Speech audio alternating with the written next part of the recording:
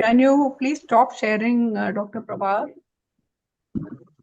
Stop sharing it. Then you can start again making our presentation.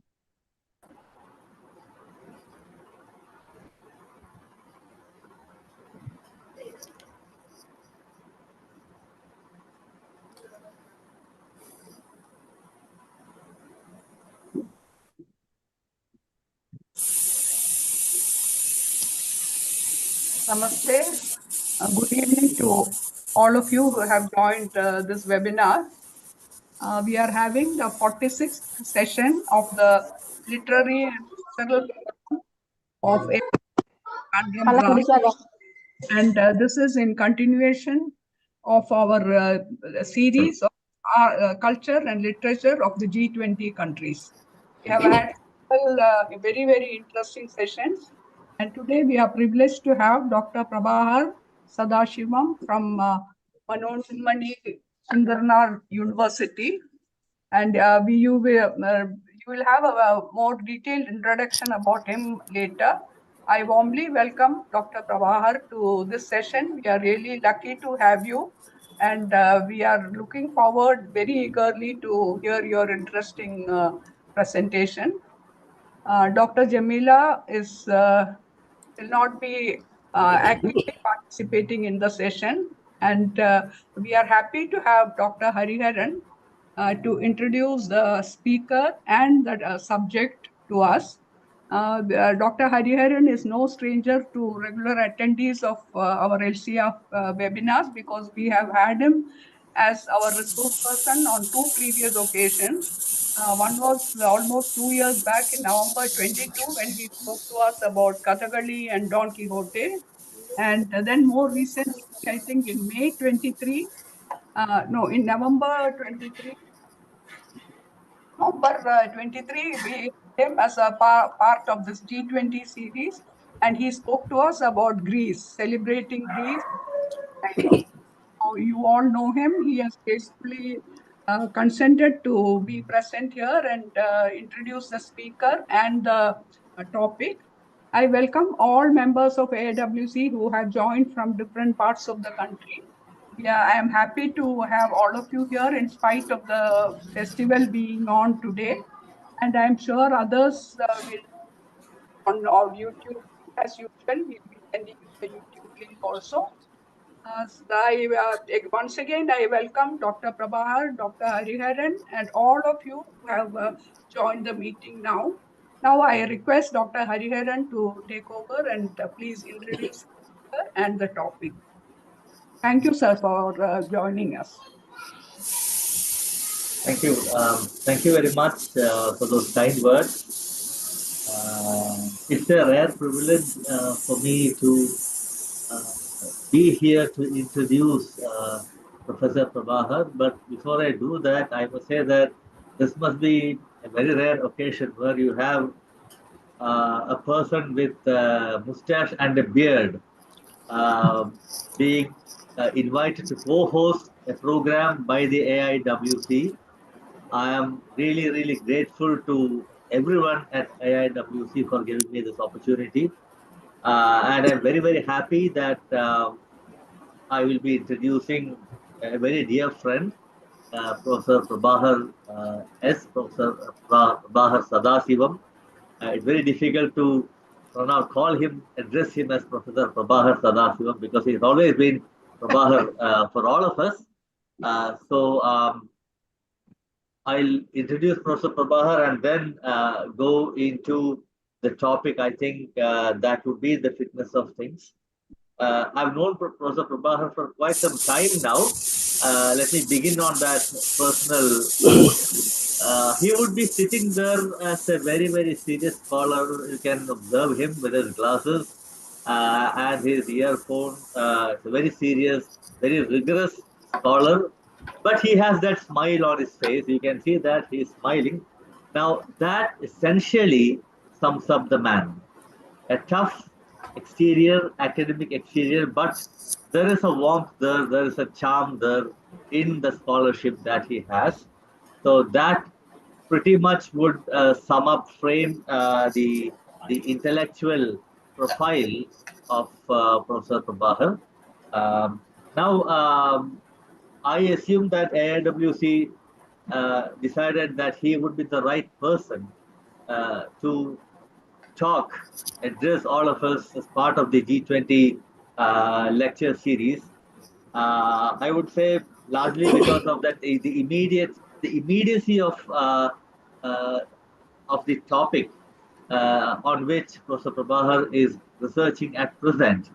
He is a proud recipient of a very prestigious fellowship from the Indian Council for Social Sciences Research. He is professor at the Department of English, MS University, Tirunelveli. He is also the head of the department, the dean of the Faculty of Arts, a very keen researcher, which is why he has got the ICSSR fellowship. Not many people from the literature department would get an ICCR fellowship project for 2 years to the tune of something like, if my memory serves me right, something like 60 lakh rupees. It's not a small amount with project fellows and technical assistants to go after materials, collect data. And the topic on which he is working is again a very unique kind of a project. The work is titled Socio-Cultural Documentation and Text Analysis of Kani Performing Arts. Kanis, we know, are tribes you find in Tirunelveli, Kanyakumari, Trivandrum, Kollam. So I would say that this is a research that crosses two states, across languages, across cultures, and Professor Prabahar has started his work in this area, and it's a very fascinating, very engaging area of research. Um, Apart from the publications, normally one would read off the list of books and articles. I'm not going to do that. He's an academic who's much sought after in Tamil Nadu. And the work, this very ambitious work that he's working on today, is testament to that. The way in which he has had support from across a whole lot of well-wishers, I would say, is proof of that. I would try to contribute, add a little bit now to the theme of the conference by first warmly welcoming on my personal behalf and on behalf of AIWC, Professor Prabahar, to our midst. This is an area, the area that he has chosen to talk about the last speakers. I find that title itself quite intriguing, very interesting. The last speakers, death of a language. As students of literature, some of us do address some of these concerns in a class. I remember the discussions I had as a student with Professor Begum when I was doing my research, where she had introduced me to the indigenous writers from Canada, and then I discovered that there are people like that in Australia, and of course you have the Thodas and other communities in India, in South India itself, and they all have their own languages. So we are surrounded in a way by a whole lot of languages. There are languages that we hear, that we speak, that we understand, and there are languages that we hear but we do not understand, or we think we understand but we do not understand. There is this very big question as to how we understand a language. I think that is a very big question. And I think that is where the linguicide part in Professor Prabha's title and glottophagy assume a lot of significance, a lot of importance. I am not a competent person to talk about the language of the Kani tribe, so I will keep away from that. But I would rather share with you a little story, something that we were doing as part of of a project that we had at the Institute of English at Trivandrum. I was coordinating that project. We for 1 year, as part of that SAP project, we were focusing on the voice of Dalit writing. We're looking at Dalit writers. And as part of that project, we were planning a book. And I had a project fellow of mine who had gone to Thrissur to interview Devagi Unnikrishnan. Now, Devagi Unnikrishnan was the last of the practitioners of what we would refer to in Malayalam as Tuyilunarthu Pattu. Tuyilunarthu Pattu is part of Panan Pattu. And the Panans are a community, are a people you find largely in Tamil Nadu. They are settled, many of them are settled in places like Thrissur and Palakkad. Now, my project fellow at that point told me that she is the last of the singers in Thrissur. So the husband and wife, they were singing. They would go from house to house in the month of July, August, June, July, around that time, Karkadagam, just before, around that time, and they would go from house to house and they would sing so that the house is cleansed of all that is evil, all the evil spirits. So this was we met her in 2019, and a couple of years before that, Devagi lost her husband. Her husband's name was Unnikrishnan. So she was alone, and there was nobody to sing after her. So all the songs, all the traditions, everything that the language that would have shaped those songs, all that probably would be part of the earth once she is no more. There's nobody who were willing to learn from her. The last woman, the last voice, the last speaker, the last singer, so to speak. When Vijayalakshmi returned and told me this, she went talk to her. I had a very strange feeling. You started looking at the way in which you perceive, you use language. You started perceiving it very differently. You suddenly see that here is a person who sings, who speaks the language that you think you know, and then suddenly you never know when that voice will cease to sing. And with that, what would happen to the language that you get from those songs? That is the connection that I discovered as a researcher with what Professor Prabahar is going to talk about. Perhaps this lecture could be another Tuyilunarthu Pattu, and perhaps the project that he is doing would prevent linguicide. With those few words, let me welcome Professor Prabahar once again. I hope I didn't take too much of your time. Thank you.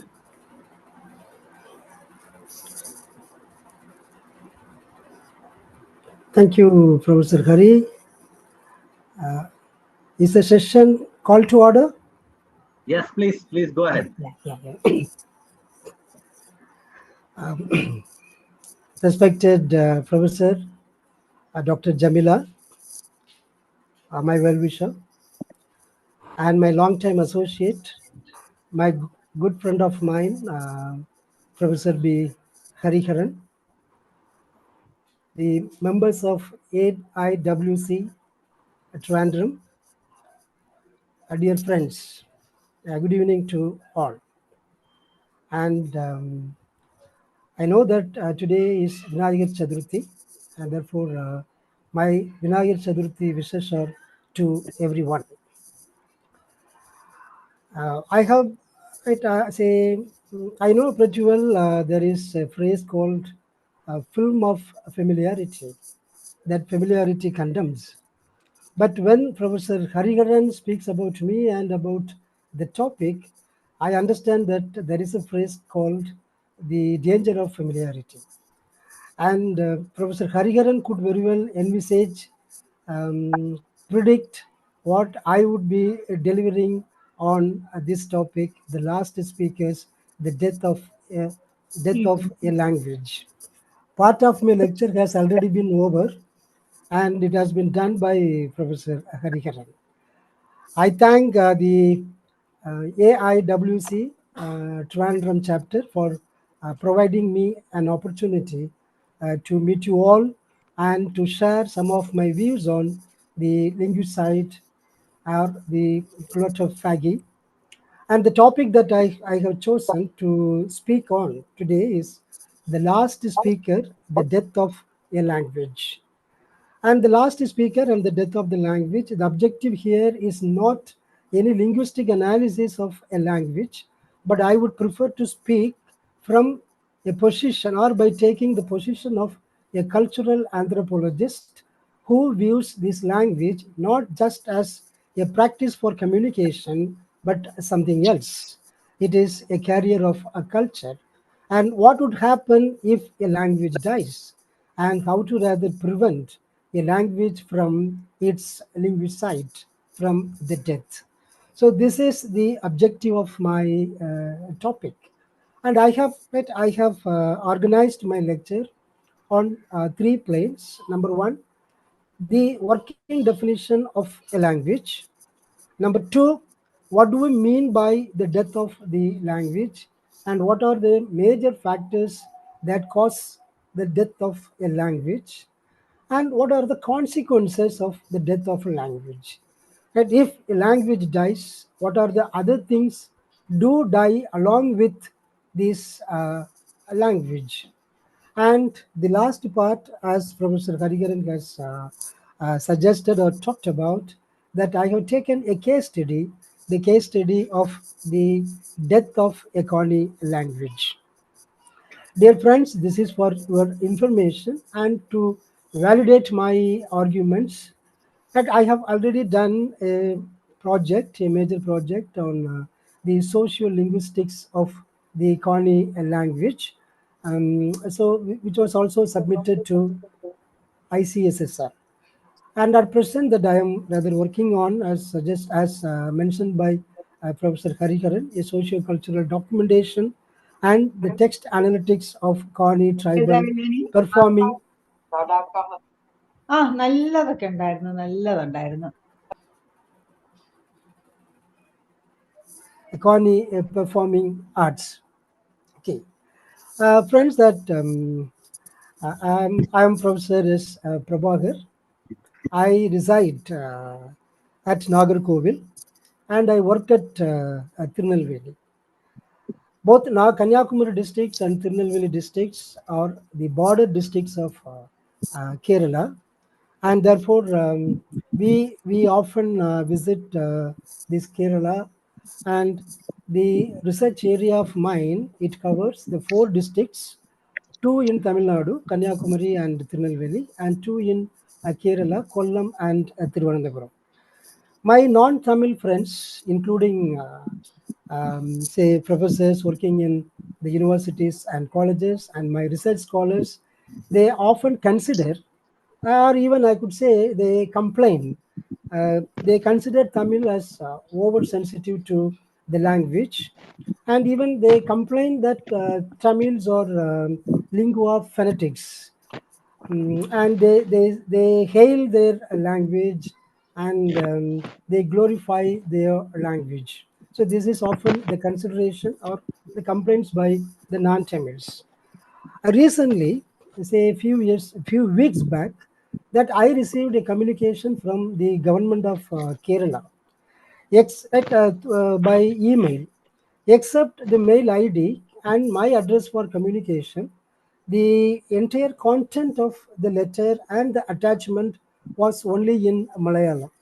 Immediately, I called all my Malayalam friends and my Malayalam scholars, of course, including Dr. B. Hariharan, sought help and help for a translation. And my Malayalam friends, they translated the text to me, and from that I understand that in Kerala, the government of Kerala has taken a decision, perhaps a year ago or some years ago, to have only Malayalam as an official language. And carrying that communication with me, that I visited last week, uh, Trivandrum, Nedumangadu, Punalur, for my research.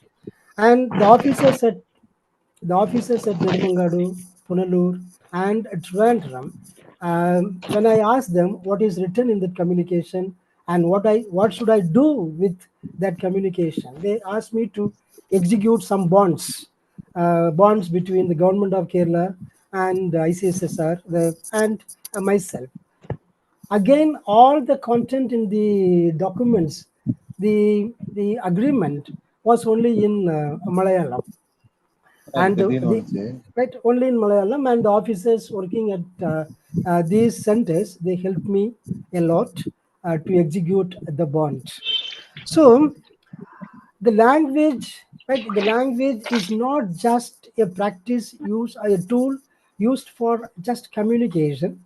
It is official, administrative, cultural, and it is a flag bearer of a civilization.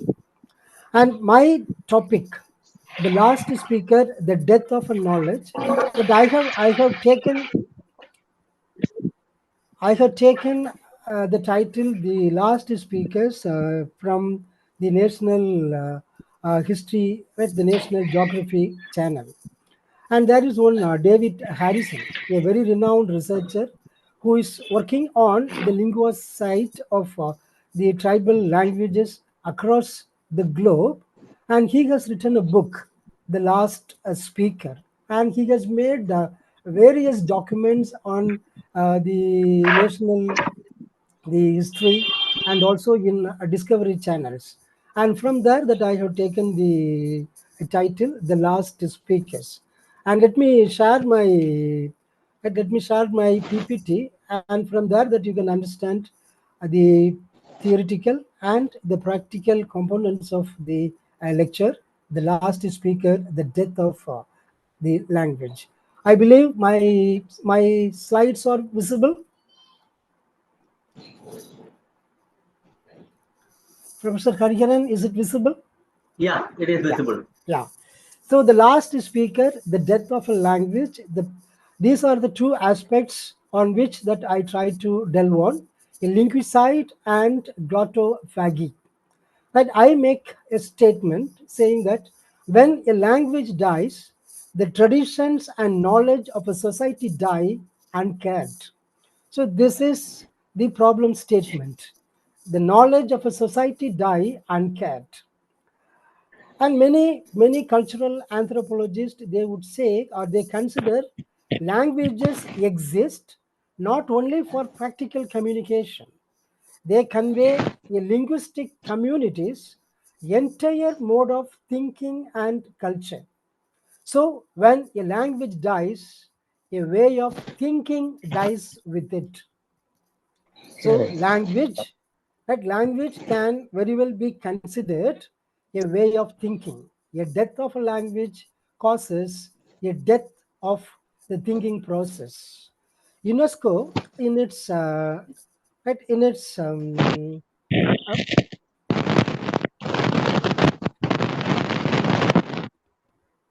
report, UNESCO in its report on the preservation of languages, it introduces this language with these words, the indigenous language for that matter. I speak my favorite language because that is who I am. We teach our children our favorite language because we want them to know who they are. And this is taken from the official UNESCO report on the languages and its sustenance. So language, I speak to construct my identity. I communicate. I transform my language to the future generations because I want them to know who they are. And what is a language? And say this is the working definition that I could rather provide, and I have taken it from Sir, Britannica. can you please put it in slideshow mode? Then we can see it better. Slideshow. Okay, Yeah. okay. Thank you.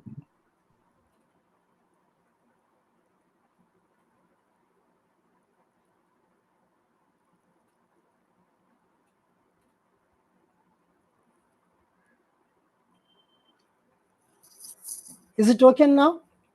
I think you need to go to slideshow button and then Yeah, now please this click what on the you have clicked slideshow on button and Yeah, say from the current slide. from the current slide. Yeah, go to slideshow button and from the say from current slide. slideshow. Huh? I think it is in slideshow mode only. No, No, because you have to click on the side, no, on the side pane. You click there and then you see the picture. Now you no, go I to think you have yeah, to go yeah. Drop enable down. editing first. Please click on enable editing. Enable editing. That is that line which is coming. Yeah. And then you click on slideshow. Let me try. Oh, what happened? Yes, you can do that and start sharing again, please. It's only in slideshow. Try it once again. Yeah, you have to share again. No, Share. you can click F5.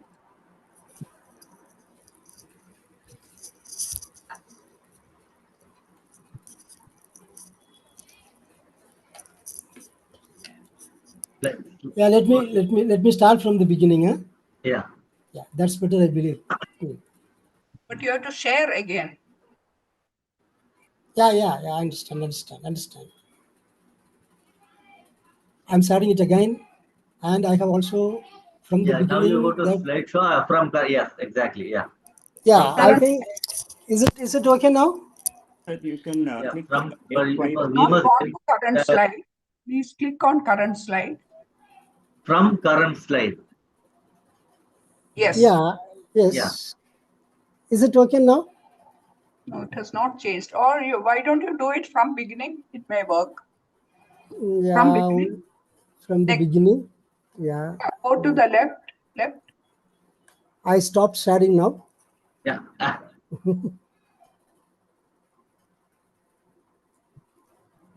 I start sharing the screen. Yeah. I go to Windows. Then I clicked on my PPT. I am sharing it now. And from the in the left, From current slide. from the current slide, Yeah. and this is what I could see on my screen. Is it okay now? What happens now? This is the screen where we work normally. This is where we can edit and keep changing. Is it small or I'll do one thing in that sense that I'll make it a full screen F5. It will come on full screen. Now we are getting the side panel also with all the slides. The side Click panels. F5. Prabahar. Yeah, Click that is F- what. Yeah, yeah. that is what I'm doing. Okay. Setup slides. So Click F5. No, you just press F5 on the keyboard. F5. yeah, Yeah. So No, then it is okay. Let us it's okay, proceed. fine. Yeah. Yeah, let's not waste time. Let us. I think that okay. Let me try to manage that. Okay. So the language, it is a spoken, manual, or written symbols, but it is shared as members of the social group or among the members of the social group and participants to express themselves. And it is an expression of identity, play, imaginative expression, and of course, an emotional release. So this is the working definition that this is the definition that I would like to work on. It is the functions of a language include communication, the expression of identity, play, imaginative expression, and emotional release. And this is the definition given by Encyclopedia Britannica. I'm also using the census and language. The 1991 census of India, it lists 1,576 mother tongues with separate grammatical structures and 1,796 speech varieties classified as other mother tongues. So 1991, 1,576 mother tongues and 1,796 speech varieties. In 2001 census, so this is the reason, or this is the right, or what we call the parameter of the death of a language in India. The 2001 census of India lists a total of 122 languages and 234 mother tongues with over 10,000 speakers. If a language has 10,000 speakers, it is listed in census. Of these 122 languages, 22 languages, I have given the list of the 22 languages, have been included in the 8th schedule of the Constitution. Please note, in the census 1971, 1981, and 1991, do not disclose the data of languages which is less than 1,000 speakers. And both Malayalam, Tamil are included in the scheduled languages. There are 99 non-scheduled languages. So this is from 2011 census. So there is an international statistics. Why we speak when no one understands. At every fortnight, a language dies. So this is the statistics by UNESCO. At this rate, about half of the world's existing 7,000 languages are expected to go extinct by the end of this century. We believe, or we fear that 700 languages are expected to go extinct. And what are the parameters and how do we rather rate this extinction? In linguistics, this language death occurs when a language loses its last native speaker, and we call it the language extinction. And it is the language which is no longer known, including by the second language speakers. It is not just the mother tongue speakers, no one else, even the second language speakers do not know anything about the existence of a language. There is a related term I would like to speak on this. This linguicide, the death of a language from natural or political causes, and rarely a glottophagy, the absorption or replacement of a minor language by a major language. This is what has happened to most of the tribal languages in India and, of course, across the globe. The linguicide, it is the death of a language for various reasons. It could be natural or political causes. But this glottophagy, it is the absorption or the replacement of a minor language by a major language. The best example is most of the tribal languages in Kerala and in Tamil Nadu are rather devoured by the major language Tamil and Malayalam. In fact, in fact, this is the political statement that we can make in the 2011 census. Even in 1961 census, the Kani dialect has been considered and included as a part of Malayalam dialect. So this is the statement, right? This statement is very much political. Kani has been included. Kani language has been included as a branch of Malayalam dialect. but let me rather explain how it could not be, or why it should not be included as part of Malayalam dialect. So this is the best example for glottophagy. And most of the northeastern languages, they are considered an offshoot of Bengali or an Assami, because they are the major languages in the northeastern region, and all the minor languages have been eaten or have been rather replaced by these major languages, and this is called a glottophagy. And these major reasons for this linguicides, right? And we can say globalization and cultural shifts.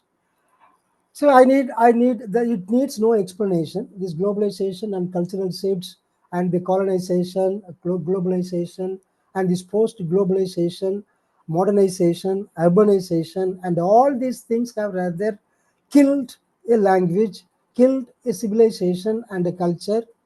And number two, it is intergenerational transmission breakdown. And it needs a little explanation, because this intergenerational transmission breakdown, it is all about what I have shown in the first slide. I want to teach them my mother tongue because I want to tell them who they are. At present, in the present generation, there is a breakdown, right? There is a break in the chain, and there is a breakdown. The present generations do not want to speak their mother tongue. Instead, they would rather want to communicate in the major language. The major language, and that could be that is a language of the world, or a language of the media, or a language of a present day fashion or a civilization. It could be either English, or it is one of the major languages spoken perhaps in our country, Hindi, and other popular languages. So when the children, when the present generation, the children or the youth, right, the youth prefer to speak a major language of the world or a major language of the nation, a meta language, these minor languages, they die. And what we call, this is a generational transmission breakdown. That there is a breakdown. The third factor that contributes to the language endangerment is a cultural stigma and marginalization. The cultural stigma, and that we always consider, say, being an English teacher, that I can take only English as an example, and that we always take English as an academic language, or we consider English as a language of a kind of a cultural, right, a cultural symbol, or it is a language of the elite.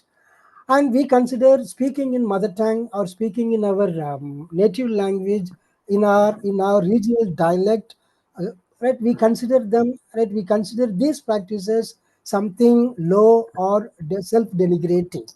And this cultural stigma and the marginalization by the major languages caused the language endangerment or a death of a language. The fourth one is a lack of institutional support.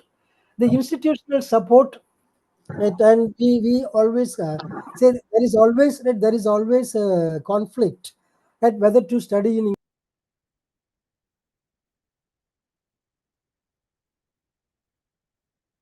Prabahar, you have muted. Prabahar, your mic is mute now. You must have accidentally muted it.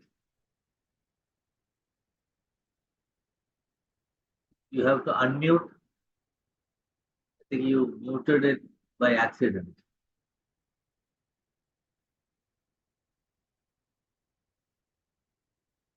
I couldn't.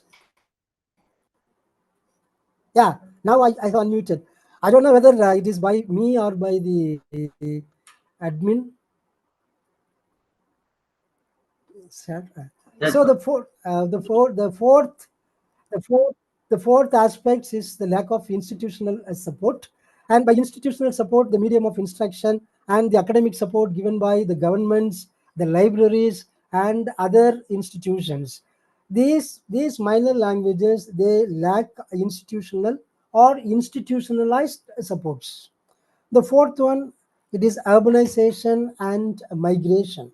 Urbanization, that we can understand, it is not the top down, it is that it is from the inland people, they settle in the mountains. We know that we had forests once, but all the forests have been converted into estates, farmhouse estates and farms, or the cultivable forests have been made cultivable lands, and the cultivable lands have created estates, tea estates, and farmlands, and the farmlands have now become eco-tourist places. So the urbanization doesn't mean that only the villages get urbanized. Even the civilized society, they go and convert the villages into perhaps a farms, estates, and of course tourist places. So this urbanization and the two-way migration that cause the language endangerment. This can be very well seen in Munnar, in Ooty, Kodaikanal, and in other tourist spots. Right? And they speak, right? They speak almost all the languages. It is always jocularly said, Bangalore is a city of all Indian languages. If one lives in Bangalore, he speaks almost all the languages of India. So this urbanization and migration that cause this language endangerment. And the fourth important, the sixth important factor is the natural disasters and conflicts. The climate changes also play a vital role. The climate changes that we can find in both at the hills, at the mountains, and also at the seaside villages. Right? Perhaps right, we know better the tsunami. Right? The tsunami caused a major migration from the seaside villages to the inland, and this was witnessed in Tamil Nadu, in the coastal region. The fisher folk, they moved inlands and they lost their dialect by mingling with the inland people. So is the case with those who dwell on the mountain. And because of the climate changes and natural disasters, they come down from their mountain and they mix with the inland people, and naturally they lose their language and their linguistic identity. And the loss of languages in India. Right, I said there is a lack of state or institutional support. There is an active persecution or genocide and globalization. Any process of homogenization, perhaps the one language policy, if if the state does not promote the linguistic diversities, this will rather result in a loss of a language. Number two, India has reportedly, this is again a status, this is a statistics given by Vadodara-based Bhasha Research and Publication Center in 2020. And they say India has reportedly lost one-fifth of its languages in the past 5 decades. Just imagine, in the last 50 years, India has lost one-fifth of its language. So we have perhaps one quarter of the Indian culture, the Indian civilization, and the Indian language is lost. As globalization held sway over the world, communities that lived in relative isolation sought access to the broader world due to forced migration and assimilation. And this is another part, right? And what we know, this Manipravalam, right? Manipravalam, or the creolization, the pidgins, right? The pidgins, creolization, assimilation, acculturation, right? Acculturation, migration, and all these things, they cause a loss of a language. And but this is possible, right? You may think that is it not order of the day? Maybe it is an order of the day.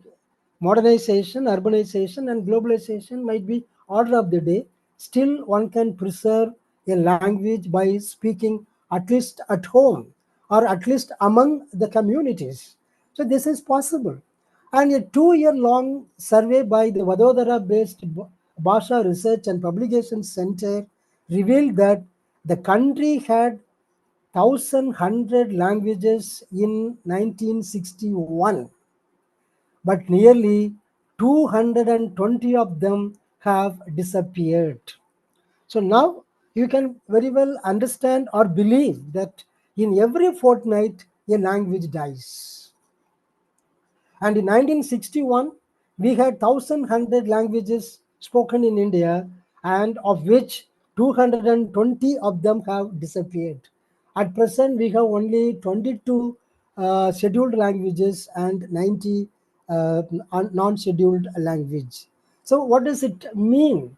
And as I said, language is not just a carrier, or sorry, it is not a tool for communication. It is a carrier of culture, it is a carrier of knowledge system, and it is a mean of a thinking, right? It is a mean of thinking, or it transports, it transmits one civilization to the next generation, and it rather functions as a carrier of culture and a transporter of a civilization.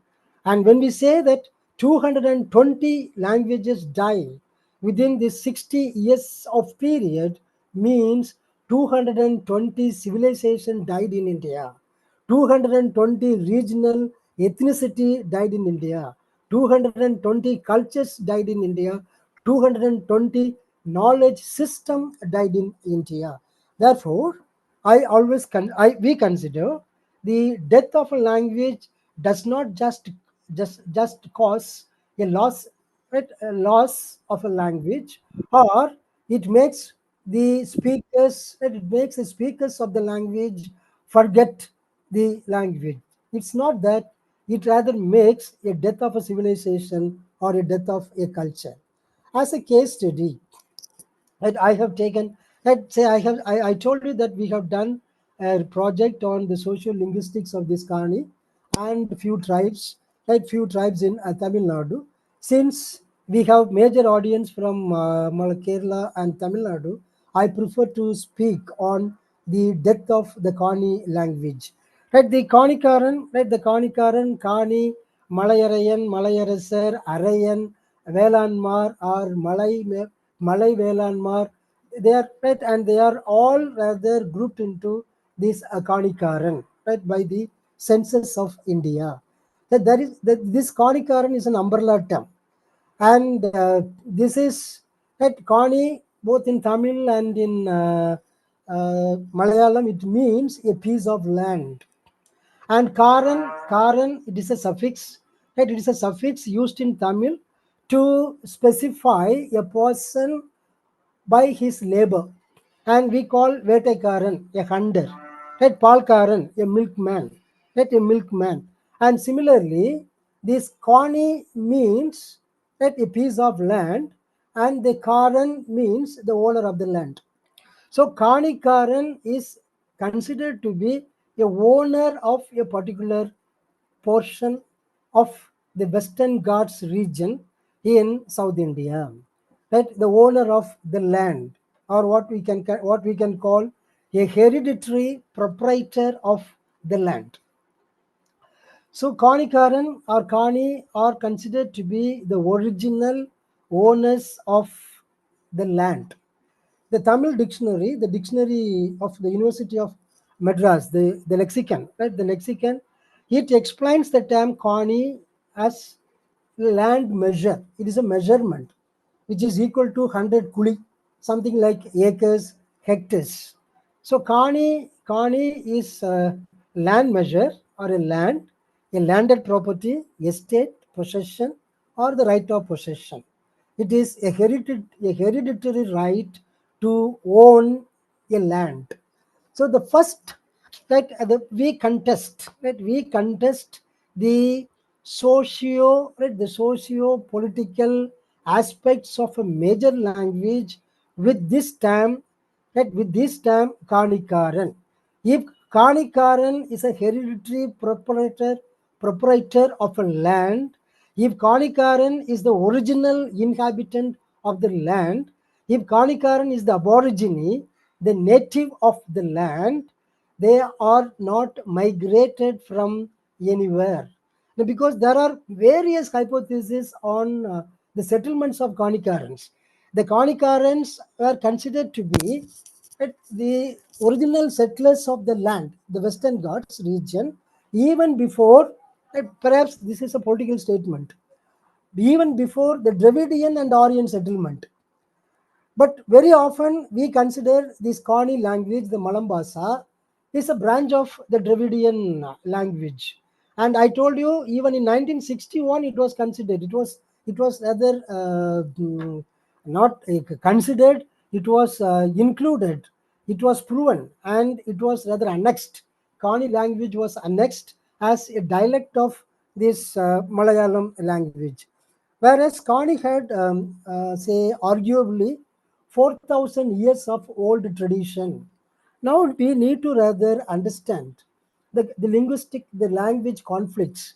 These people had 4,000 years of a cultural heritage, though the language has no script. Their songs, their performance, and all their songs of Genesis, songs of prayers, invocations, and their cultivational methods, the songs of entertainment, their theaters, and their hunting songs. We had a lot of songs, right? We had a lot of songs and performances of this Kani current that would definitely establish that this Kani culture, Kani civilization was at least some 2,000 years old, or more than 2,000 years old. And this word, Kanikaran, by Sham, right? Sham, a researcher in Kani dialect, he also considers means Kanikaran means a hereditary proprietor of the land. But there are few researchers on this Kani dialect and Kani language, but there are very few researchers on this cultural anthropological aspects of Kani and Kani language.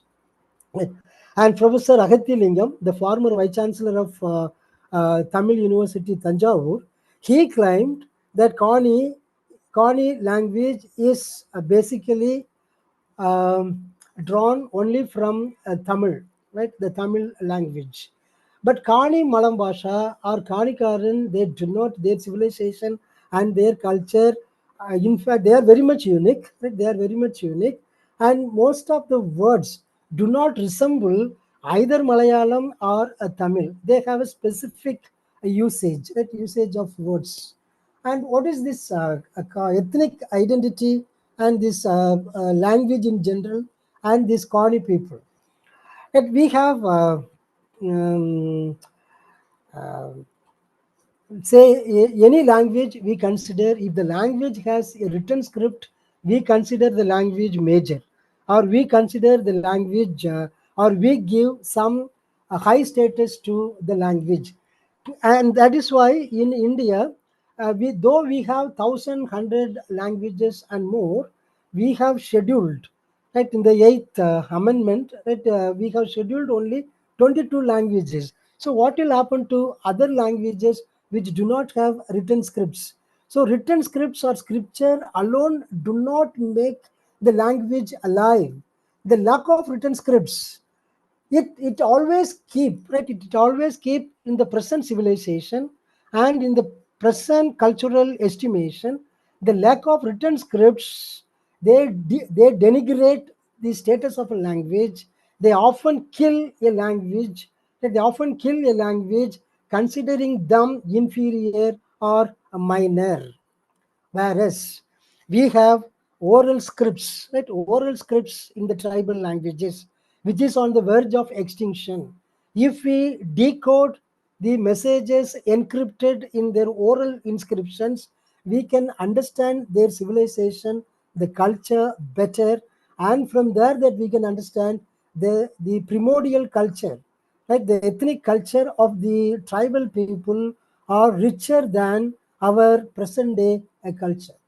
And this will definitely constitute to the Indian knowledge system that we need to rather revive. We need to consider more, or we need to research more on the other 1,100 languages, right? Not on these 122 scheduled languages.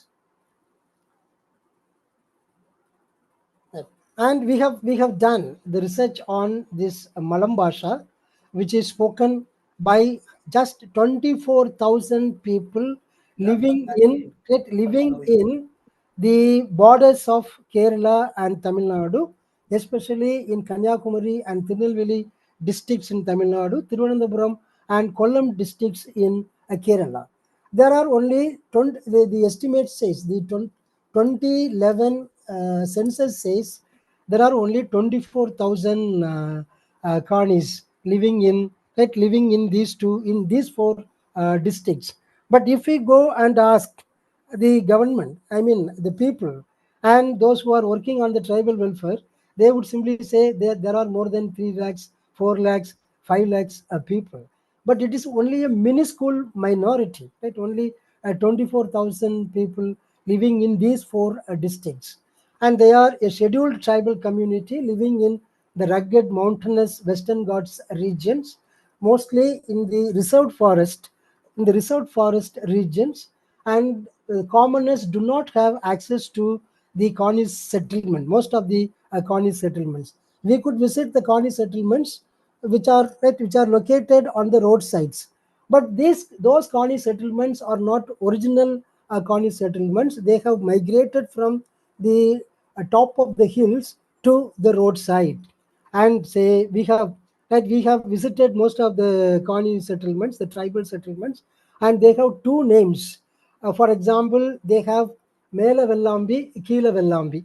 Mela Vellambi, it is on the high side of the mountain. They still have their old settlements. The old Vellambi is at the high side of the mountain, and the new Vellambi, right, it is at the on the almost on the roadside, right? It is almost on the roadside, and with other settlements by the inland people.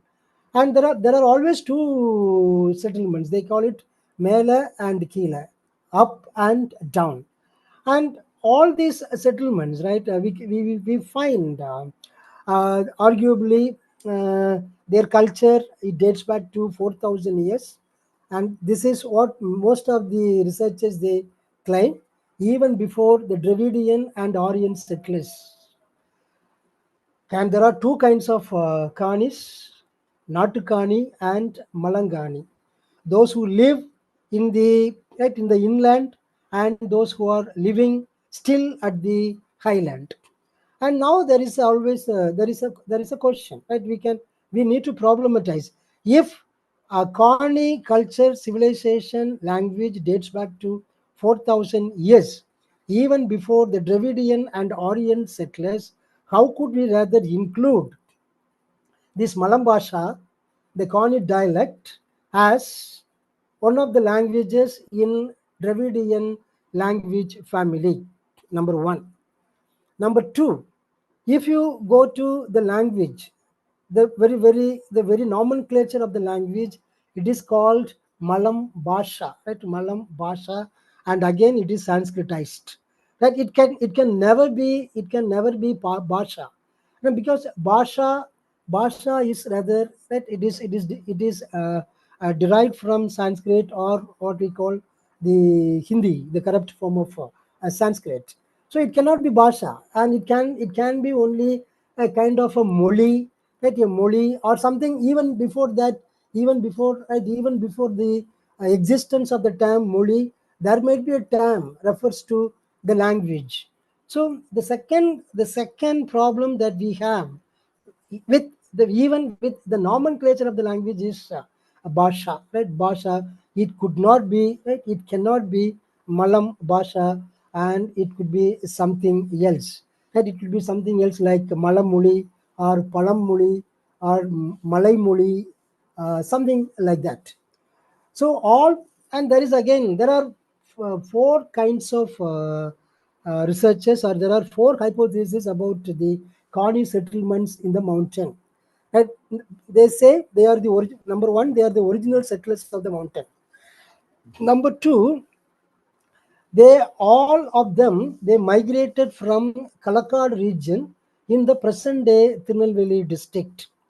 And say the 1961 census and the Kerala government claims that the Kanis are the inhabitants of the Western Ghats in the Trivandrum region, right, in the Trivandrum region. And the Tamil Nadu Gazette claims that the Kanis are the settlers of that the Kanis are the original settlers of the Western Ghats regions in the erstwhile Tirunelveli district and Kanyakumari district, mostly in the Western Ghats Reserve Forest area. So the second hypothesis says all from Kalakadu region, and the third hypothesis says due to some political reasons, say the Triangur, and they also have these Martanda Varma stories annexed with their culture, and it was Martanda Varma who donated acres and acres of lands, not even acres, kilometers of land, hectares of land to the Kani tribes who saved Martanda Varma or who protected Martanda Varma during his exile. So this is the third hypothesis, that Martanda Varma donated land to the tribes, to the Malayarayan or to the Mala Velanmars, and from then the Mala Velanmars or these Malay Arayans were called Kani Karans because the land was donated by Martanda Varma. And the fourth hypothesis is that due to some political reasons, right, political reasons, that the king or the Jamin, the princely state called Chingambatti Jamin, it was a part of the southern Travancore region, and due to some political reasons, the tribes, right, the people, they revolted against the king and the prince, and therefore the prince chased them away from the inland to the mountain, and the people, they moved from the inland to the mountain, and they lived the life of the people living in the hill, or we cannot call them indigenous tribal people, but the settlers, or we can perhaps rightly say the asylum seekers. So the original inhabitants, number one, Kanis are the original inhabitants of the Western Ghats region. Number two, they are right. They are the protectors of Martanda Varma, and therefore Martanda Varma gave donated land to them, and these the tribes, that particular specific tribes. Right, it could be Arayans or it could be anybody, Malavelanmar, Kurumbar, or someone. Right, who protected this Martanda Varma, and by way of getting the land from Martanda Varma, they were called Kanikars. And number three, the people, they moved from Kalakad regions, settled in various parts of these Western Ghats, were called Kanikars. Number four, asylum, right? Asylum seekers, right? Asylum seekers. So all these stories or all these hypotheses, they have their own the credentials, that they can be proved, they can be disputed, they can be accepted, and they can be contested. But the problem here, the topic that I would like to that I'm speaking on, is not about the settlement, but about the death of the language. That any tribal language, for that matter, right? This is Khan is only a case study. That even the dialect spoken by me when I was a child, that at my seaside village, is no more existing. Most of the words go extinct, and the present generation, even my children, do not understand the words are spoken in my native place, and they don't agree. They don't think of there was a practice existing in that region, right, in that region. Right.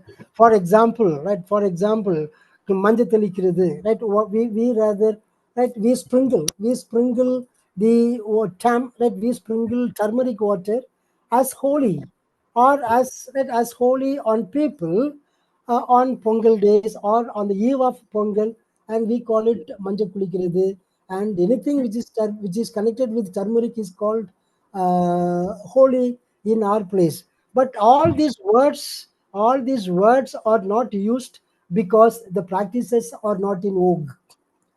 So the point here is, when The language dies, which means the practice died. When the death of a practice causes a death of the usage of a particular word in this language. Right? And Kani, I said the language is spoken only by 24,000 people living in the 4 districts in the 2 states. That doesn't mean their civilization is minor or their civilization is petty or their culture is petty culture or minor culture. They have very, very rich cultural traditions that can be decoded from their oral inscriptions. And we have done researches on the Kani oral traditions quite meticulously, and we found that the oral inscriptions of these Kanikarans, right, or these particular tribe extend beyond the limits of the verbal dialects of the major languages. We had the songs of Genesis, the songs of prayers, the songs of performance, the songs of stories, the songs of theater, the songs of hunting, the songs of cultivation, and the songs of entertainment, the songs of proverbs, the songs of riddles, long narratives, story songs, and stories that we could, right, in a small research undertaken, right, like it's undertaken by us, that is brought out to the limelight all these, right, all these aspects of this oral inscription of a minuscule minority speakers, 24,000 speakers, that I have given the oral linguistics தனிப்பாடல்கள். It is a frisky dance songs, entertainment songs, proverb songs, and riddles, long narratives, small narratives, and our words, songs of cultivations, all are available in these oral inscriptions of these Kani people. The Kani songs are the only available literature or the only linguistic document available, and the old of which speak of the old traditions and practices of the Kani people. The versions of the songs, and there is again another problem, right? Say, but now there is a conflict between, uh, if being a Tamilian, when I do research on Kanis, I may take a position of a Tamil researcher to claim that Kanis are originally Tamils.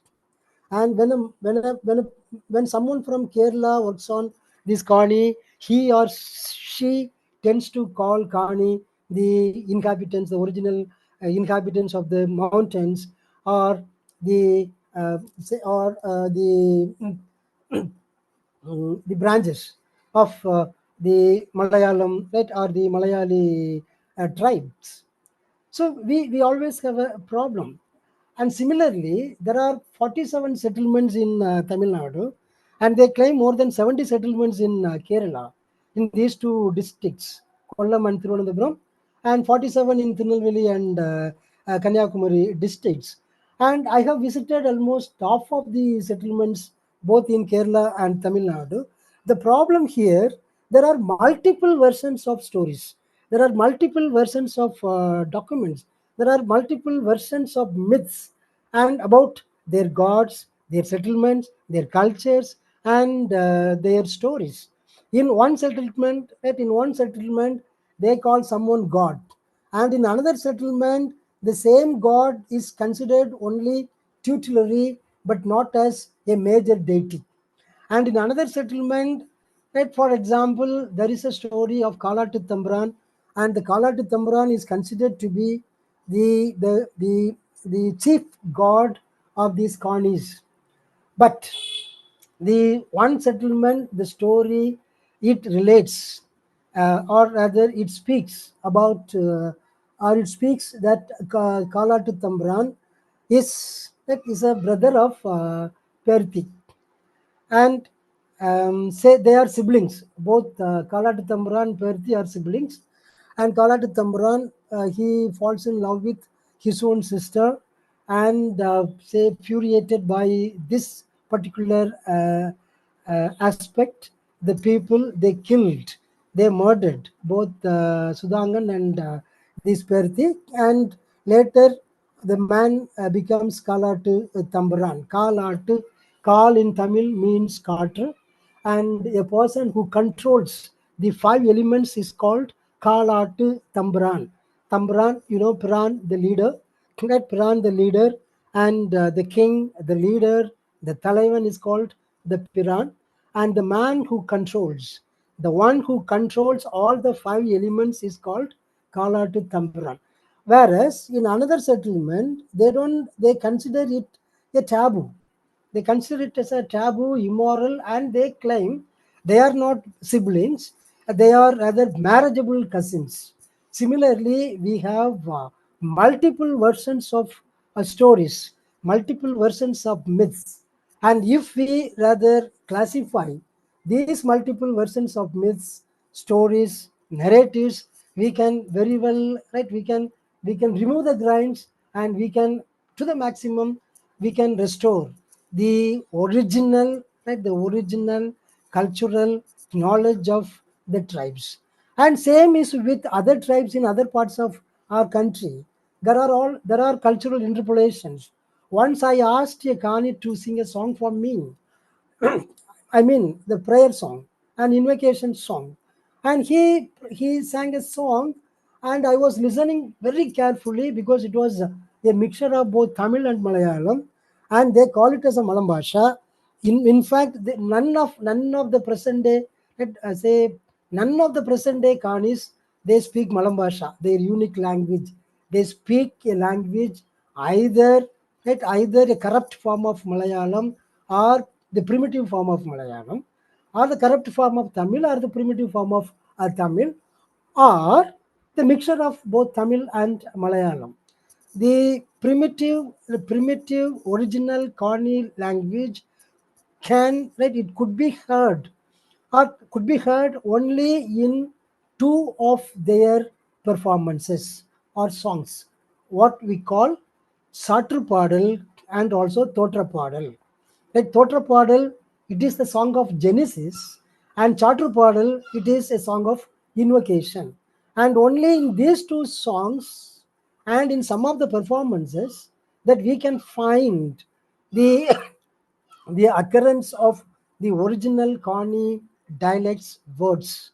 But these Kanis, they live in an enclosed settlement, right? They live in a very specific enclaves. They don't mingle with others, outsiders, and at the same time, they don't transform their language. I mean, they don't transform their system of knowledge. They don't transfer their system of knowledge with the outsiders. And the versions of the songs, as I said, they vary from one settlement to the other, and it lacks uniformity. But we have made out these songs from the oral inscriptions of their language.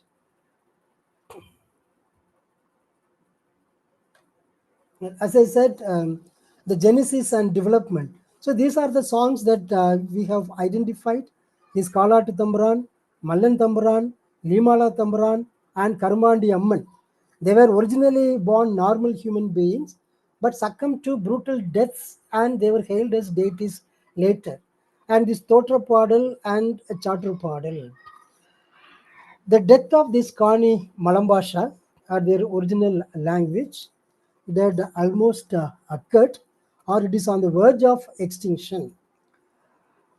Right, I have dealt this part. It is a harmonious blend of Tamil and Malayalam, and the socio-cultural observances of the Kani, their occult practices. That is very important. Most of the tribal culture, most of the tribal civilization across the globe is considered magical. That it is magical and occult. So magic is a part of the tribal civilization. And what do we consider magic? What are the things which we don't understand with our little knowledge in science, with our empirical knowledge system, that we exclude them, calling it magical or superstitious or, or occult.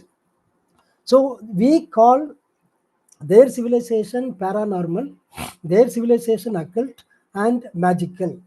And these occult practices, the so-called occult practices and their descriptions are very much available in their language.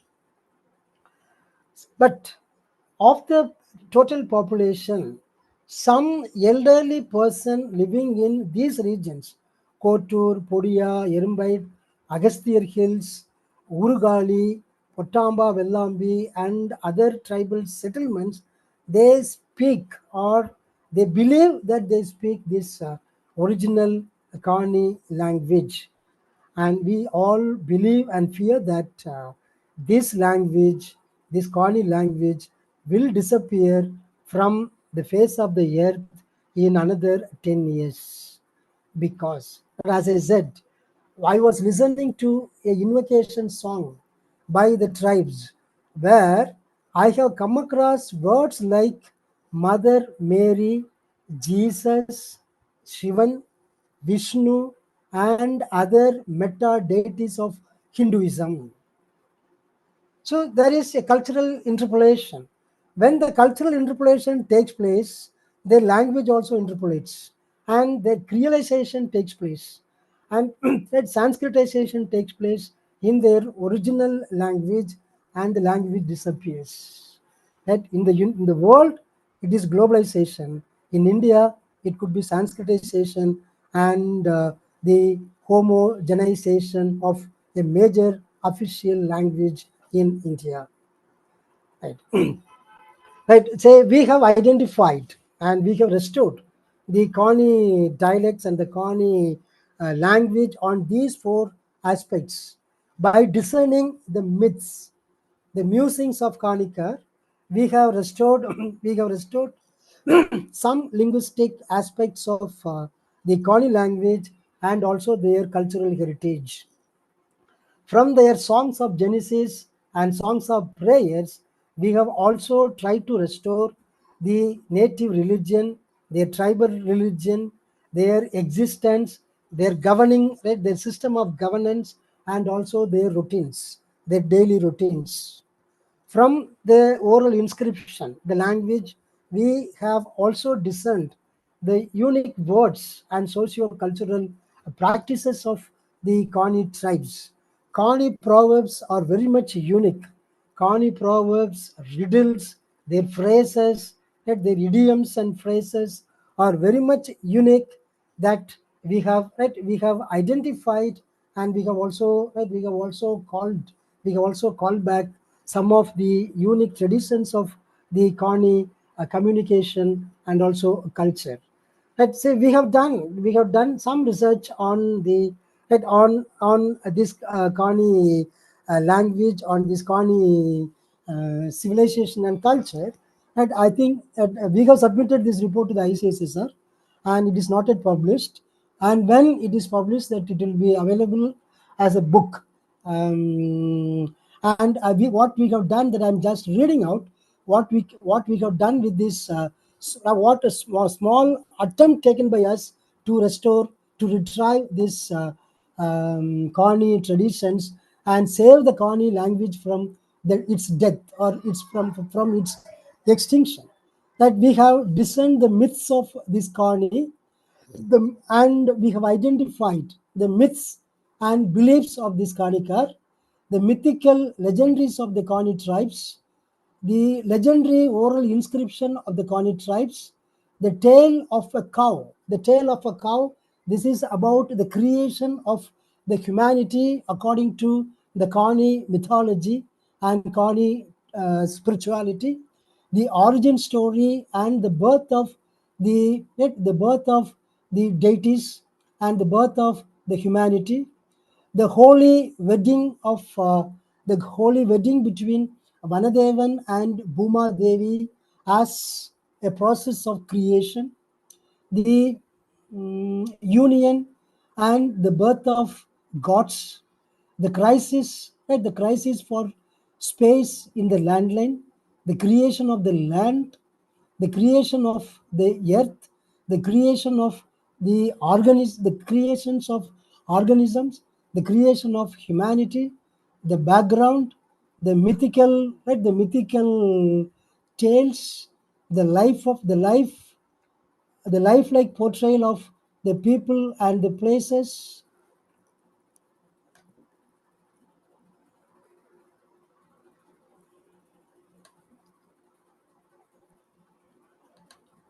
And again, we have also done some researches on the tribal religion, existence, and their system of governance, where we have identified a Kani specific religion, a Kani specific practices of worship, and this worship of this Agasthyar, a sage, a Muniva, right, a Muniva, what we call a Muni, and they worship Muni, and they consider, and most of the Kanis, they consider Tiruvalluvar as their king and Tirkural as their holy script.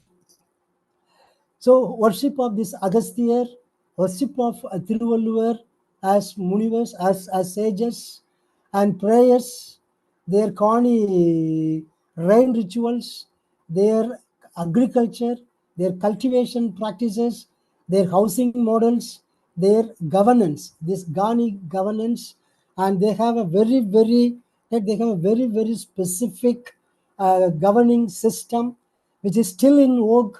They have Mutukani, they have Vilikani, they have a leader, they have a herald, and all official, the governing statements are pronounced by this Vilikani.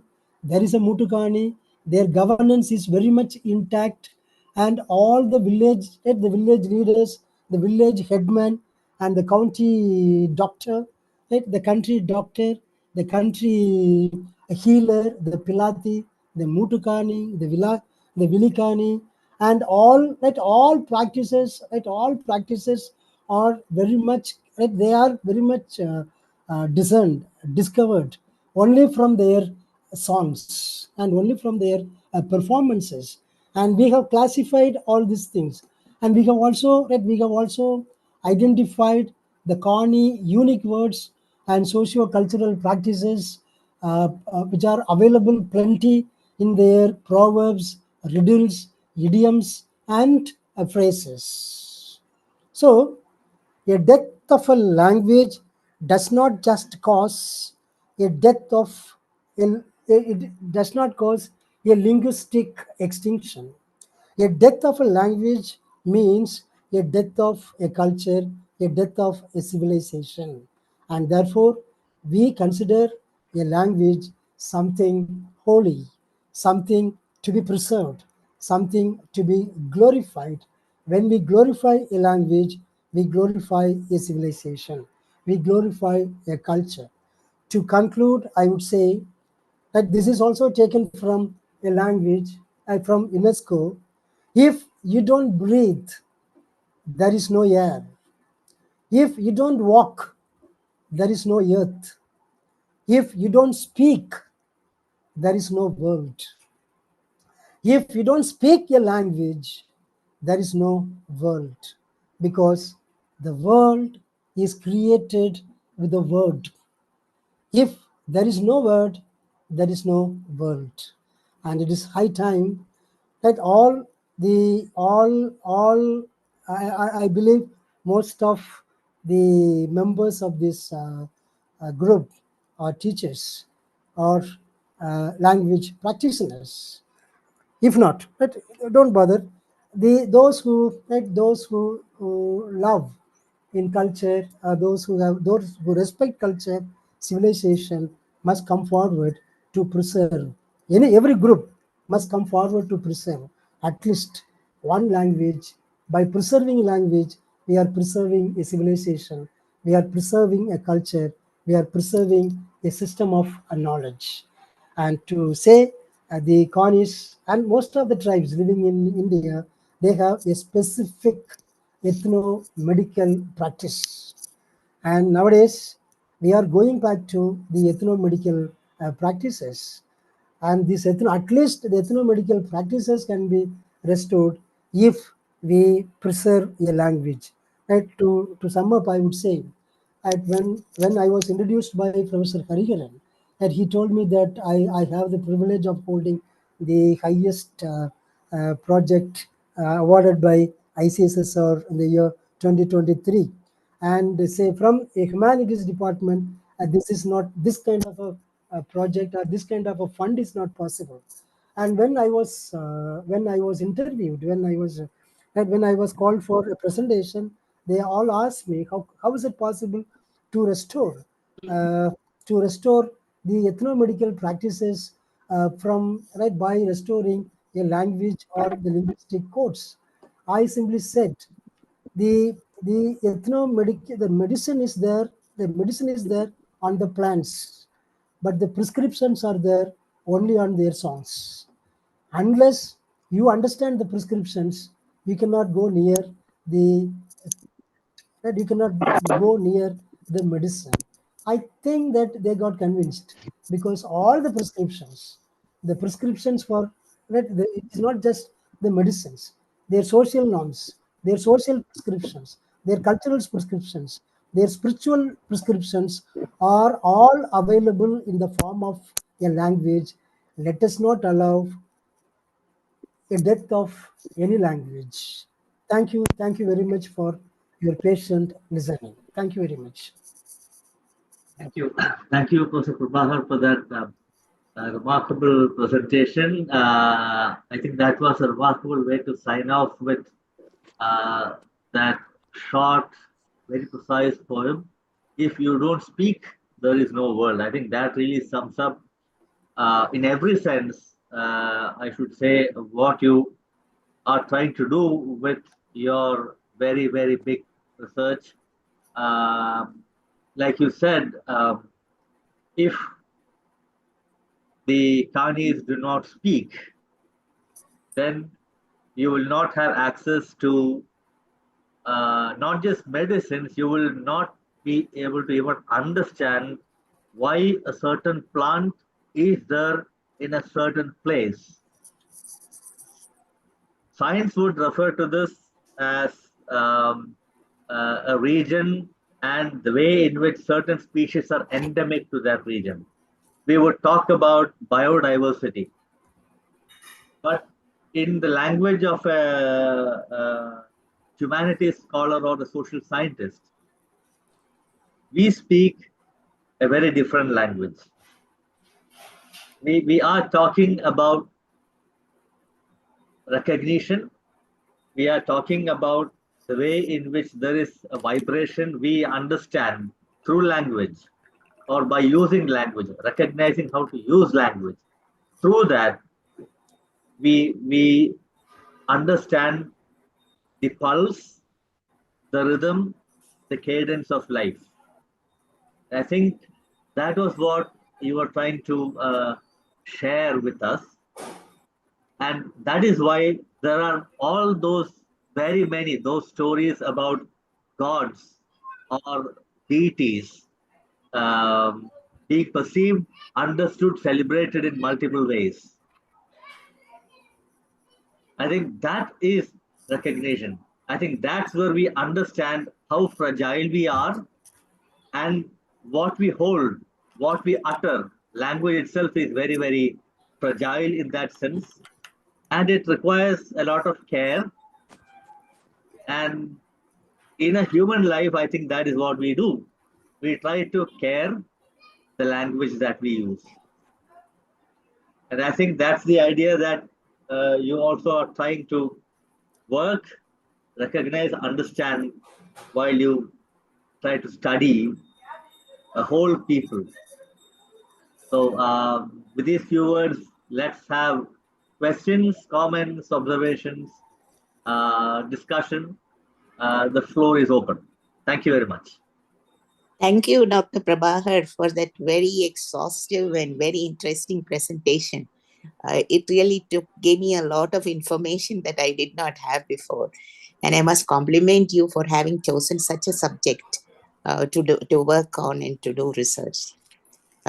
It was very surprising to find that so many languages are becoming extinct even in India. As you said, every fortnight.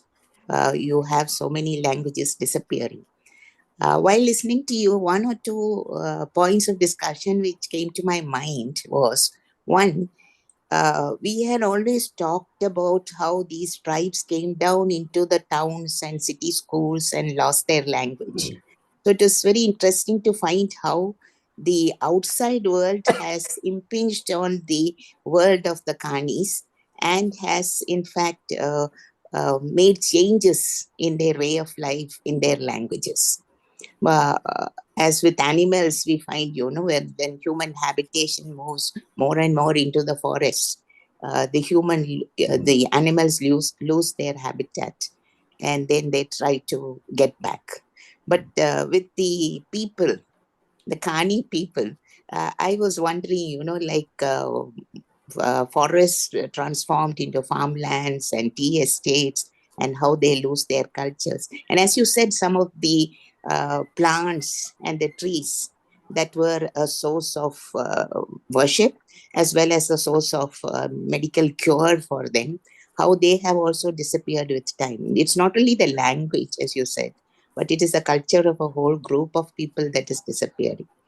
What are the steps that the government of Kerala or the government of Tamil Nadu is taking to stop this kind of infringement into the land of the Kanis? As you said, Marthandavarma had given them hectares of land.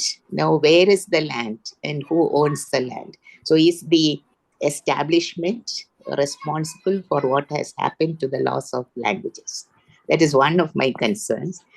The second one is the point that when you raised about the way in which the languages mix into one another, like you say that the Aryans and the Dravidians languages perhaps came much after the Kani language.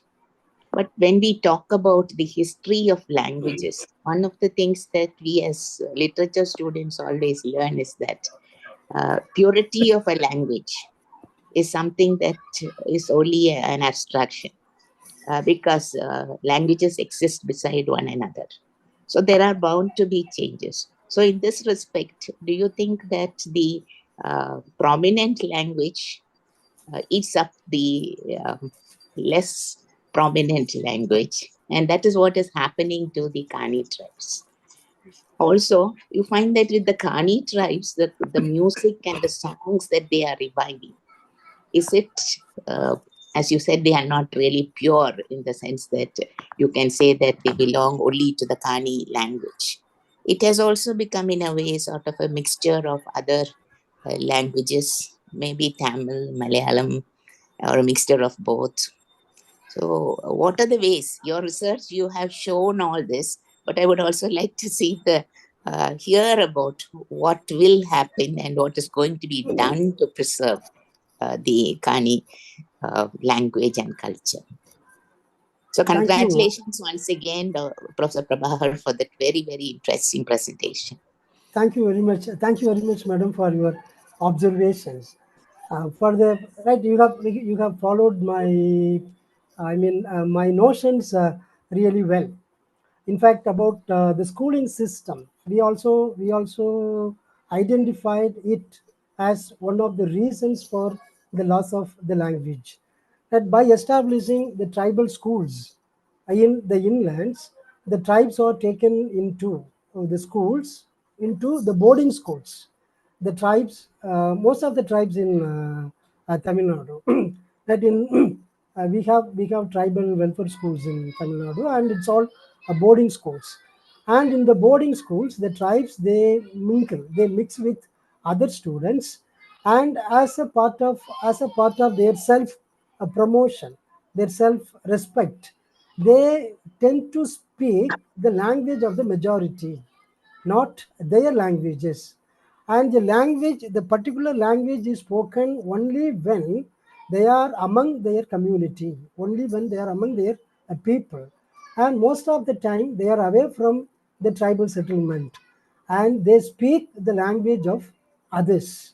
And in the case of the tribal welfare schools in Tamil Nadu, the tribals, right, the tribals, it is not only the Kanis, the tribals in other parts in Salem and in South Arcot, North Arcot, and the tribes in Kodaikanal Hills and Palani Hills, they speak, they forget their language and they speak only the language Tamil. And there is a language called Malayalam in say Karur Namakkal district. They are called Malayalis, and the Malayalis, they speak Malayalam, but the Malayalam is different from the scheduled language Malayalam. They speak Tamil in their schools.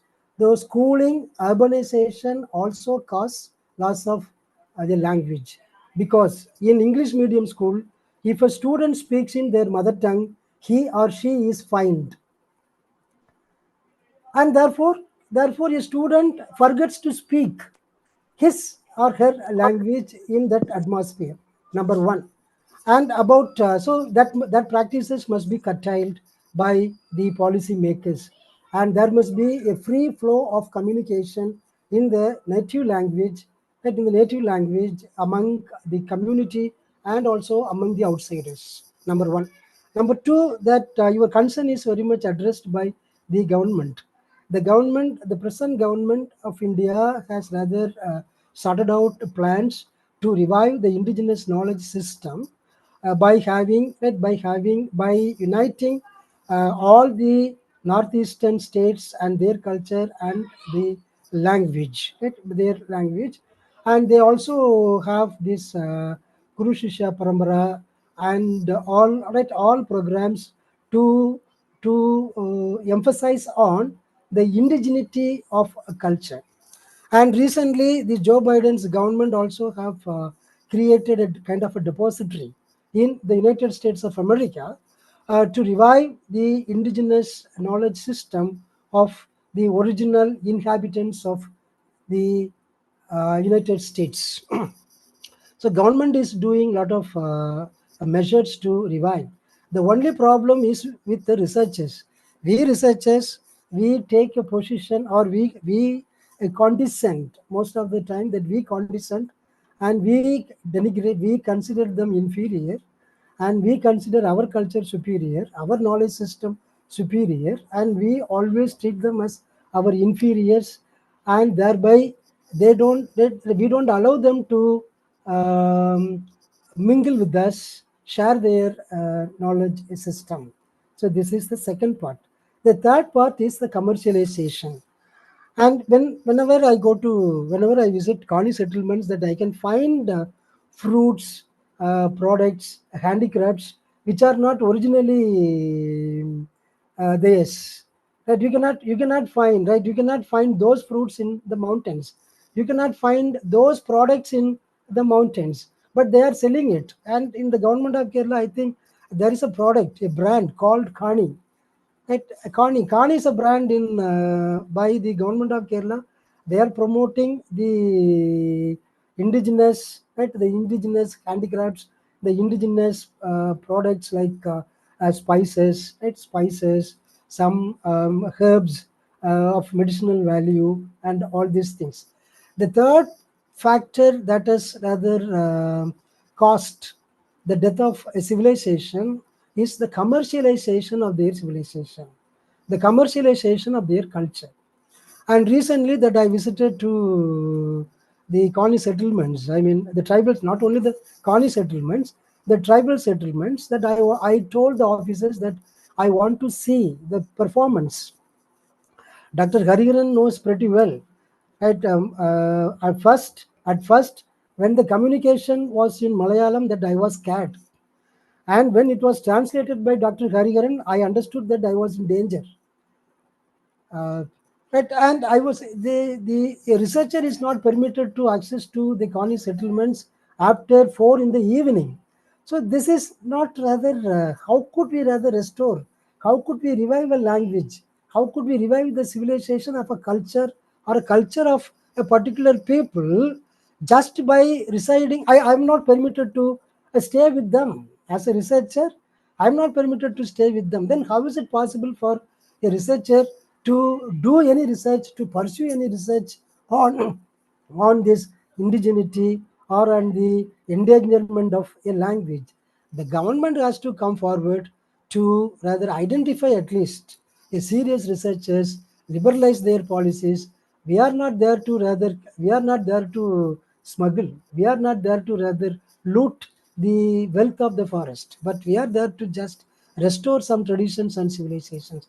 If the government identifies serious researcher and at least liberalize some of its policies to access to the reserve forest, we can, I believe, restore this indigeneity and the aboriginality of the tribes. So this is how that I have understood. And again, urbanization, right? Urbanization is a major threat to the to this tribal settlement. It is not just urbanization, the culture. What we have, the farm culture, farmhouse culture, a concept. The ecotourism concept have also killed their civilization. So the land is not theirs. Since the land is not theirs, the language is not theirs.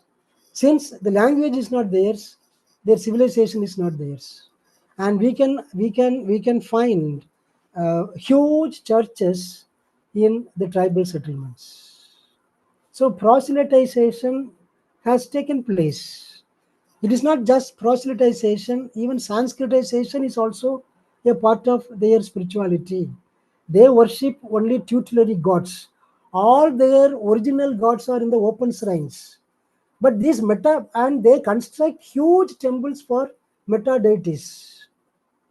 I have even seen in one of the Kani houses a picture of Sai Baba, an idol of Sai Baba, and they say, "He is my God. Sai Baba is my God." And without any understanding, they simply say, "He is my God, our ancestor, our forefather." And this is the knowledge system that they have at present. So we need to we at one point that we need to understand that in globalization, no culture is unique. In the world of modernization, no culture is unique. But at the same time, we must also give space for the uniqueness of a particular culture. Thank you. That was very interesting. And all the best with your future research. Thank you, ma'am. Thank you.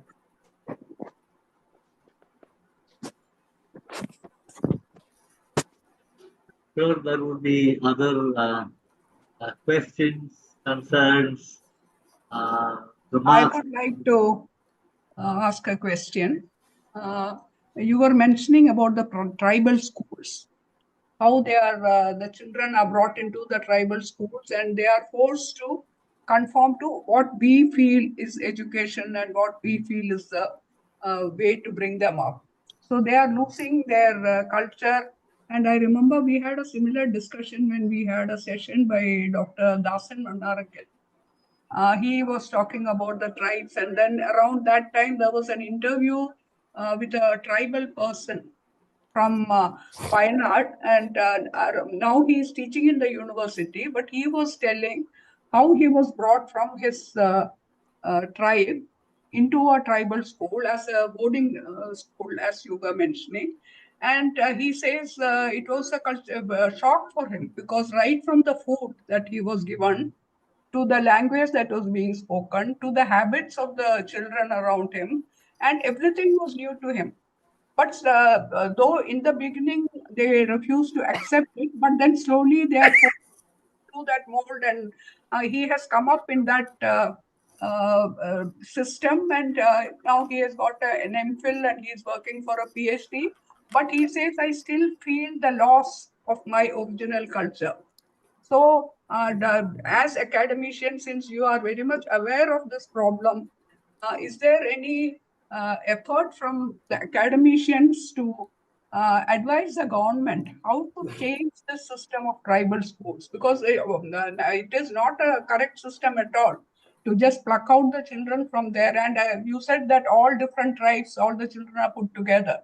There again, there is difference. Each tribe has different traditions, different diets, maybe even everything would be different. So is there something that you as researchers and academicians can do to improve the system? Yes, ma'am. As you said, hybridity is the order of the day. We cannot escape, right? We cannot escape from this hybrid culture. And at the same time, that it is all about the time and space. How much time that you are with your own community, and what is the space, and where are those schools located? Is there any access to their original habitation? Where can they ever, right? They often go to their villages, their original habitats, only once in a week or sometimes twice in a month. So the communication, right? The communication with the community is cut off. And there is a breakdown. That is what we say, the generational breakdown. And it is broken down. But we are living, right? We are living in a modern world where we consider the Western education, the policy is the policy of the world, and we also tend to change to the Western policies of education, and therefore we are converting all our systems based on the policies made out by UNESCO and by other international organizations. So we are helpless. We cannot just escape from this part or this type of losses in our life. But we should not, rather at least laugh at them. We should not ridicule them. We should not denigrate them when they speak their native language, when they hold their native culture, when they host, when they exhibit their cultural codes and civilizational practices to us. When someone yells at you in happiness, that we should accept it. That we cannot expect everyone to say namaste. We cannot expect everyone to say shake hands with us as a token of understanding. And they may have some other practices. They may have some other semiotics. They may have some other gestures to exhibit, and we should accept the differences. If every common man comes forward to accept the differences of the various cultures, we can understand that we can very well preserve. Language, we strongly recommend the linguistic diversities and also cultural diversities. It is heterogenization of culture, not homogenization of culture. It is heterogenization of languages, not homogenization of language. If the government, right, if the government comes out very hopefully or with all confidence about the heterogeneity of cultures and languages, all languages and cultures can be preserved. I would like to add just one more thing. I think that now that from your talk, we have understood so much about the Kani culture and their languages and why this is happening. That is why the language is dying and why the culture itself is under threat. But I think, there is a need to create awareness about the value of the tribal life systems and their culture, their language among the common people. We don't know. We don't know. Excuse me, madam. That has to start from the school level. I think at the school level itself, we must have sessions about the tribes, maybe, about each tribe, so that the children learn to appreciate the ways of life of others. And as you said, not look at them as inferiors, but look at them as, with traditions, thousands of years they have been nurturing that culture, maybe without a script, but then they are also the owners of very rich culture and tradition. So I think right from school level, we must have some kind of curriculum where we teach the children and the grown-ups about the value of these cultures and the value of serving these cultures and language. Thank you, sir, for that. Exactly, presentation. exactly, ma'am. I would also add a point to your concern. Say, in fact, instead of consciousness raising programs, we are commercializing the tribal culture. Yes. That's a problem. Say, this is a kind of rope walking. We need to raise their consciousness. Instead of doing it, we are commercializing their practices by showcasing them as objects objects to be seen by showcasing their songs, tribal performance as performances to be performed before foreigners. Yeah, I know it is like the Native Museum in Ottawa. And I think it is something that is happening across the world. It is not Yeah. just here. You go to any country, they are showcasing their indigenous Is it not vulgar exhibition of your Yes, indigeneity? certainly. Yes, certainly. 2008, there was a study, there was a publication that came from North America. It's got a very fascinating title, and that would address some of the things that we were talking about. The book is titled Disrobing the Aboriginal Industry, Yes. The Deception Correct. Behind Indigenous Cultural Preservation. Correct. It's a remarkable book. I'm rereading it now. It's a very fascinating book. It really rips off the mask and the kind of things that we do in the name of preservation. It's a very tricky terrain. It's a very tricky word to use. Yeah. The way in which you try to establish a rapport or whatever with somebody out there whose practices are very, very different. The language is very different. It's a very, very tenuous kind of a thing. One false step, that's it. Well, that's what I understood by looking at that book and by reading up on Canadian and a little bit of Kani culture, thanks to Professor Prabahar.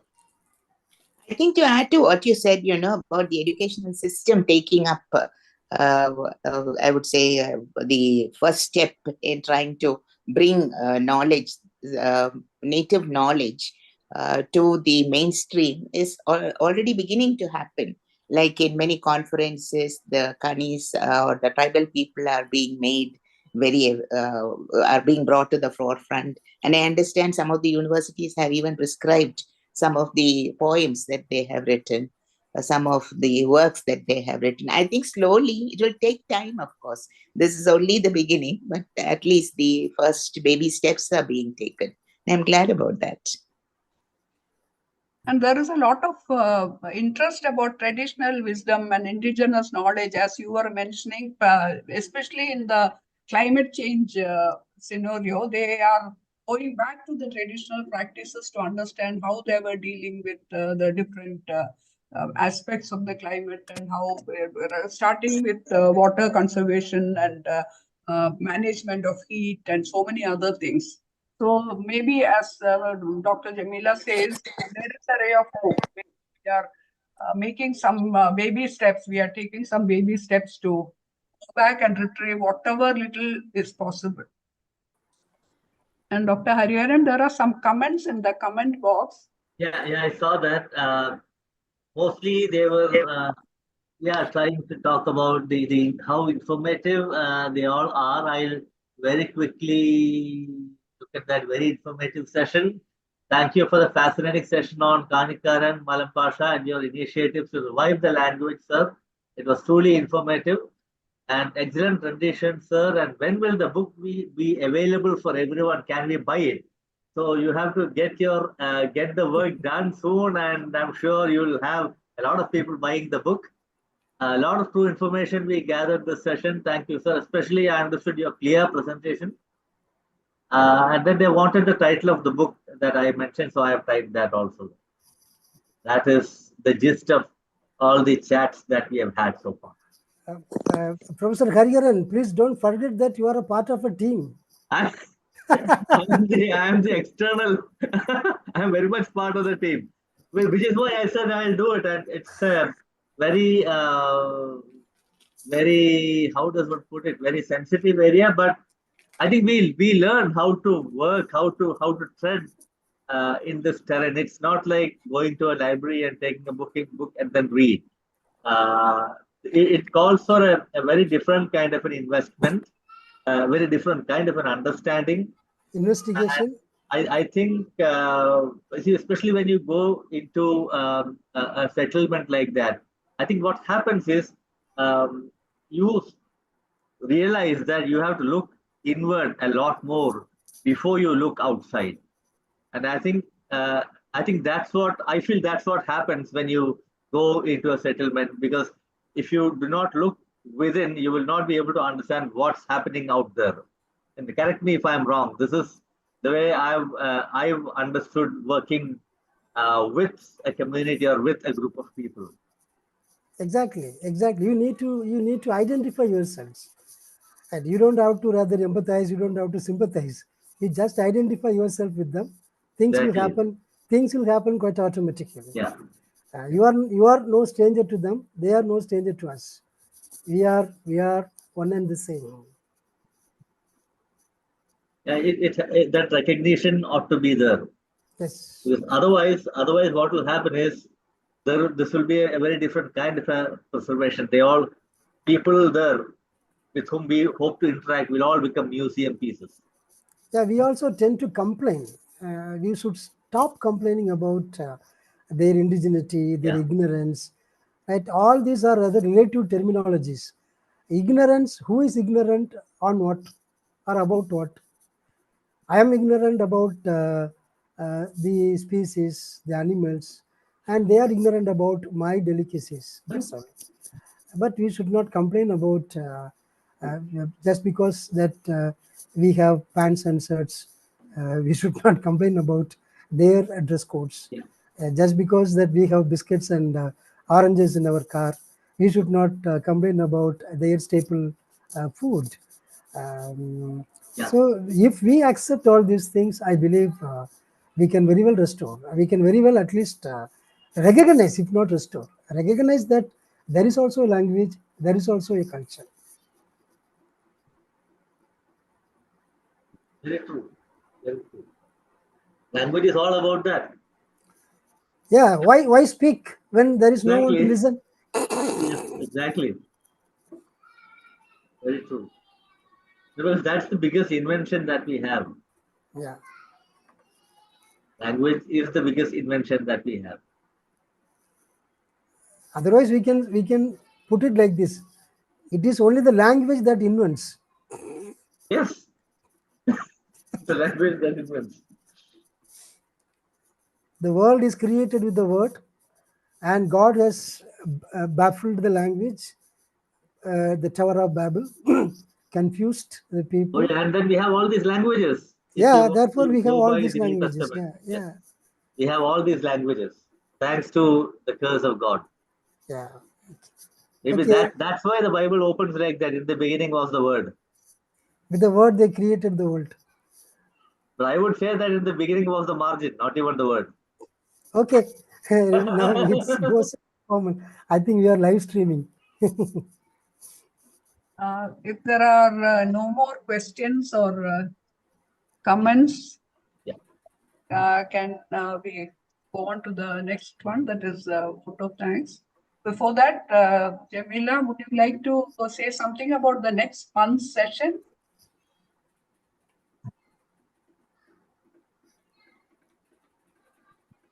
Jamila?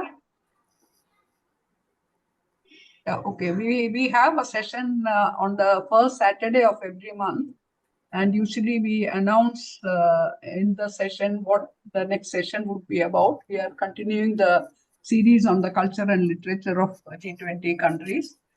So maybe we'll send out the communication later. I would like to thank Dr. Prabahar for that excellent presentation, and that, as Jamila mentioned, it opened our eyes to many aspects of the tribal life and tribal languages that we were totally unaware of. So that is why I was saying that there is a lot of need to create awareness, not just among children, even among older people, about the different aspects of the tribal life and languages. Thank you so much, and I hope you will remain associated with All India Women's Conference. We would be really happy to have you back with us as a resource person in future webinars also. There is a group where there is a WhatsApp group where all their resource persons are included. Dr. Jamila is the admin for that, so you will be included in that, and so we'll be informing you about our regular webinars. Please do join us whenever it is possible. once again, thank you so much. Thank you. And thank you, Dr. Hariharan, for helping us conduct the session and completing the formalities of introduction for us. Thank you so much. So you have already been part of our group for more than 2 years, so I am sure that you will remain connected with us. Thank you so much. And most of all, I would like to thank Dr. Jamila Begum. She is a strong pillar that keeps this going. We have been doing it for nearly 4 years now. Now we are nearing the 50th episode of the Literary and Cultural Forum, and she manages the whole show, I would say. I am only conducting the webinar. So thank you, Jamila, for putting in so much hard work. In spite of the problems that you have been encountering the past 1 month, you have still managed to do everything possible for this webinar. Thank you so much. And thanks to all my friends. And I see that a lot of students have joined, I think from maybe Dr. Pa's students or others who are interested in this topic. I thank each one of you, and I would like all of you to learn more about All India Women's Conference, and please do, we have branches all across the country, so please do get in touch with our branches in your area, and we will be happy to have you volunteer with our organization. Please feel free to contact us if you are interested. And to all my friends and members of AIWC who have joined from different parts of the country, thank you so much. And with that, let us end the session now. Thank you once again to each and every one of you. Thank you. Thank you very much.